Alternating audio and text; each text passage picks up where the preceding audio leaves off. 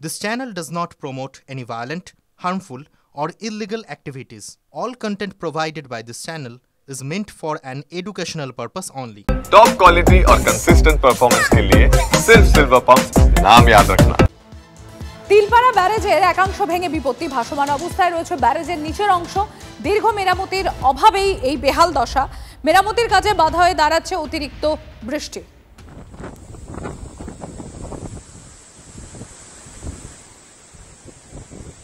হিমাদ্রি রয়েছেন আমাদের সঙ্গে। হিমাদ্রি, তো ভয়াবহ অবস্থা।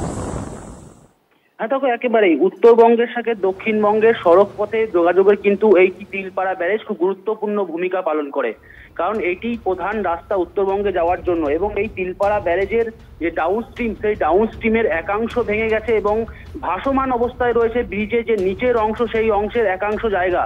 এছাড়াও সব থেকে বড় ব্যাপার, যেটা মেরামতির কাজ দ্রুত গতিতে চললেও অতিরিক্ত বৃষ্টি এবং ঝাড়খণ্ডের বৃষ্টি, স্বাভাবিকভাবে ম্যাসাঞ্জোর জলাধার থেকে জল ছেড়া হয়েছে, তার ফলে ময়ূরাক্ষী নদীতে জল বাড়ায়। এই ময়ূরাক্ষী ব্যারেজ থেকে তিলপাড়া ব্যারেজ থেকেও জল ছাড়তে হয়েছে। আর সেই জল ছাড়ার কারণেই কিন্তু চূর্ণ বিচূর্ণ হয়ে গেছে ব্রিজের নিচের একাংশ। জলের তোড়ে ভেসে গিয়েছে যে পাথরের টুকরো দিয়ে বা কংক্রিটের যে অংশ, সেই অংশ কিন্তু একেবারে ভেঙে গিয়েছে। জোর কদমে সেই মেরামতির কাজ চলছে। সভাধিপতি কাজল শেখ তিনিও জানালেন যে খুবই প্রতিকূল অবস্থার মধ্যেই কাজ করতে হতে, দ্রুততার সাথে এই ব্রিজ ঠিক না করলে বা যদি ঠিকভাবে মেরামতি না করা সম্ভব হয়, তাহলে কিন্তু এই ব্রিজ যে কোনো সময় যে কোনো বড় দুর্ঘটনার কবলে পড়তে পারে, এমনটাও কিন্তু মনে করা হচ্ছে। ধন্যবাদ হিমাদ্রি। কাজ চলছে, ওরা মেরামত করছে। হ্যাঁ, যখন কি করবেন, এবার তো কিছু করার নেই। আমরা চলাবার মালিক চলছি বাবু। হ্যাঁ, চলাবার মালিক চলছি। না চললে আমরা পেটের দায়ে কি করবো? আমরাও তো গরিব মানুষ। না চললে আমরা হ্যাঁ ভয় তো লাগবে, কিছু করার তো নেই, কি করবেন? যখন তখন বসে যেতে পারে, কোনো ঠিক নেই। মানে সেরকম পজিশনে এই গাড়িটা মানে চালাচ্ছি আমরা। যা পজিশন, মানে ভয়ে ভয়ে ভয়ে ভয়ে গাড়ি চালাতে হচ্ছে। একদম শিউড়ে তিলপাড়া ব্রিজ ওই মাথা থেকে যে ব্রিজটা আছে, একদম রেলগেট অব্দি রাস্তার অবস্থা খুব খারাপ। প্রচুর ভয় লাগছে এখন বর্ষাকালে, কখন কতটা ক্ষতনা হয়ে যায় না হয়ে যায় সেটা বুঝতে পারছি না এখন। অন্য রাজ্য থেকে, অর্থাৎ ঝাড়খণ্ড থেকে প্রচুর পরিমাণ জল আসছে। সর্বত এই সময় নির্মাণ কাজ চালানোটা একটা অসম্ভব ব্যাপার। তৎসত্ত্বেও আমাদের যারা নির্মাণ কাজ করছেন তারা কন্টিনিউ কাজ চালিয়ে যাচ্ছেন। যদিও কোথাও ফাটল দেখা দিয়েছে, সেটা মেরামতের চেষ্টা করা হচ্ছে। লাগাতার বৃষ্টিতে বাঁকুড়ায় ফের বন্যা পরিস্থিতি। ডুবেছে দ্বারকেশ্বর, গন্ধেশ্বরী ও শালী নদীর একাধিক সেতু। জলের তলায় গন্ধেশ্বরী নদীর মানকানালি সেতু। দ্বারকেশ্বর নদও বইছে কানায় কানায়। দ্বারকেশ্বরে জলে ডুবেছে বাঁকুড়ার কেঞ্জাকুড়া, ভাদুল ও পাটপুরের সেতু। ওই তিনটি সেতু দিয়ে পারাপার বন্ধ হয়ে গিয়েছে। শালী নদীতেও জলস্তর বৃদ্ধি পাওয়ায় ভৈরবডাঙ্গা সেতুও রয়েছে জলের তলায়। জলস্তর বেড়েছে বাঁকুড়ার উপর দিয়ে বয়ে যাওয়া কংসাবতী, শিলাবতী, জয়পন্ডা সহ অন্যান্য নদ নদীরও। এই মুহূর্তে আমি দাঁড়িয়ে রয়েছি বাঁকুড়ার দ্বারকেশ্বর নদে এবং সেই দ্বারকেশ্বর নদের ছবিটা দেখাতে চাইবো। যে দ্বারকেশ্বর নদের এই যে পাটপুর সেতু, সেই পাটপুর সেতু কিন্তু ইতিমধ্যেই জলের তলায় চলে গিয়েছে। সেতুর দুদিকের যে পিলার, সেই পিলারগুলো পর্যন্ত দেখা যাচ্ছে না এবং এই দ্বারকেশ্বর নদ কার্যত কানায় কানায় বইছে। তবে শুধুমাত্র এই পাটপুর সেতুই নয়, তার পাশাপাশি দ্বারকেশ্বর নদের ওপর থাকা কেঞ্জাকুড়া সেতু, ভাদুল সেতু সহ একাধিক সেতু এভাবেই জলের তলায় রয়েছে। গন্ধেশ্বরী নদীর জলস্তর বৃদ্ধি পাওয়ায় মানকানালি সেতুও জলের তলায় রয়েছে। স্বাভাবিকভাবে এই সেতুগুলি দিয়ে যাতায়াত পুরোপুরি বন্ধ। অন্যান্য যে সমস্ত নদীগুলি রয়েছে, অর্থাৎ কংসাবতী, শিলাবতী, ভৈরবাকি সহ সমস্ত নদীতেই জলস্তর বৃদ্ধি পেয়েছে। জেলা প্রশাসনের তরফে জানানো হয়েছে সমস্ত রকম পরিস্থিতি মোকাবিলার জন্য তারা তৈরি রয়েছেন। যথেষ্ট সংখ্যক ত্রাণ সামগ্রী মজুত রাখা হয়েছে। তার পাশাপাশি নদী তীরবর্তী অঞ্চলগুলিতে বন্যা পরিস্থিতি তৈরি হলে পরে সেক্ষেত্রে দ্রুত যাতে ব্যবস্থা গ্রহণ করা যায়, তার জন্য সব রকমভাবে তৈরি রয়েছে বাঁকুড়া জেলা প্রশাসন। বাঁকুড়া থেকে ক্যামেরায় বুধন কর্মকারীর সঙ্গে হীরক মুখার্জি, TV9 বাংলা। প্রচণ্ড বৃষ্টি হচ্ছে। বৃষ্টির ফলে গোটাই নদী টদী সব ডুবে গেছে। আমাদের যাতায়াত পুরো বন্ধ হয়ে গেছে। বৃষ্টির ফলে ব্রিজ, এই রাস্তায় যাতায়াত বন্ধ হয়ে গেছে। অনেক তো গ্রামের মানুষ এই দিকেই তো যাতায়াত করে, যেমন বাসি, জামমনি, অনেকগুলো গ্রামের। এদের নতুন গ্রাম সেতু ডুবে রয়েছে। হ্যাঁ, সেতু ডুবে আছে। কবে থেকে সেতু ডুবে আছে? সেতু তো আজ 1 মাসের বেশি যাতায়াত বন্ধ এই রাস্তায়।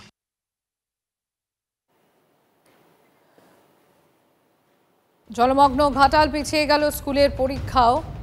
আপনারা দেখতে পাচ্ছেন জল যন্ত্রণার ছবি। দেখুন, জল যন্ত্রণার ছবি আপনাদের সামনে তুলে ধরছি। বাঁকুড়া, পশ্চিম বর্ধমান, ঘাটাল, আরামবাগ সমস্ত জায়গায় জল যন্ত্রণার ছবি আপনাদের সামনে আমরা তুলে ধরছি। আর ঠিক যেরকম আপনাদেরকে জানাচ্ছিলাম যে ঘাটালেও সেখানকার জল যন্ত্রণার ছবি, জলমগ্ন ছবিটা আপনাদের সামনে তুলে ধরলাম। আর এই জলমগ্ন থাকার কারণেই পিছিয়ে গেল স্কুলের পরীক্ষা। পড়াশোনা নিয়ে দুশ্চিন্তায় শিক্ষকরা। ঘাটালের একাধিক জায়গায় জমে রয়েছে জল, স্কুলে যাওয়ার রাস্তাই ডুবে গিয়েছে, সেই কারণেই বন্ধ রয়েছে স্কুল।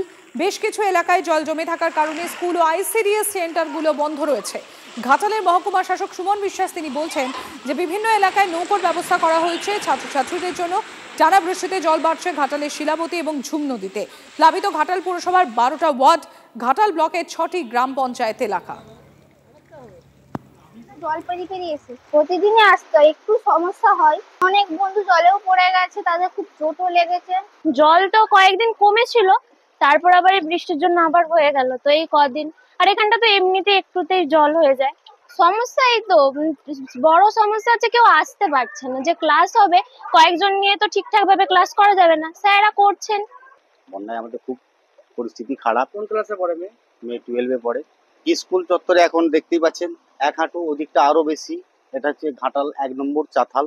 বন্যায় আমরা 3 মাস ভুগছি, কিন্তু কোনো এর সুরা হয়নি।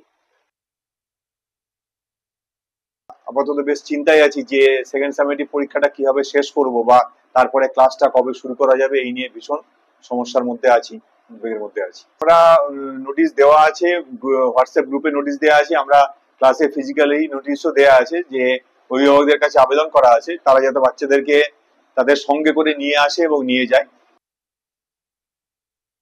এই মুহূর্তে বেশ কিছু স্কুল আইসিডিএস সেন্টার ডুবে আছে ঠিকই, সেগুলো ক্লাস পঠন বন্ধ রয়েছে, কিন্তু অনেকেই নৌকা পেরিয়ে স্কুলে যাচ্ছেন। মনসুকা স্কুল থেকে শুরু করে বিভিন্ন স্কুলে পরীক্ষা চলছে তখন, এই জন্য কিন্তু আমরা নৌকার ব্যবস্থা করেছি অনেক জায়গাতে। টানা বৃষ্টিতে প্লাবিত আরামবাগের বিস্তীর্ণ এলাকা। মায়াপুর 1 ও 2 নম্বর বাতানল, মলয়পুর 1 গ্রাম পঞ্চায়েত এলাকার একাধিক গ্রাম জলমগ্ন হয়ে রয়েছে। দেখছেন সেই ছবি আপনারা। বন্ধ রয়েছে স্কুল, বাতিলও করে দেওয়া হচ্ছে পরীক্ষা। এদিকে আবার জল ছাড়ছে ডিভিসি। বিপদ আরও বাড়ার আশঙ্কা স্থানীয়দের।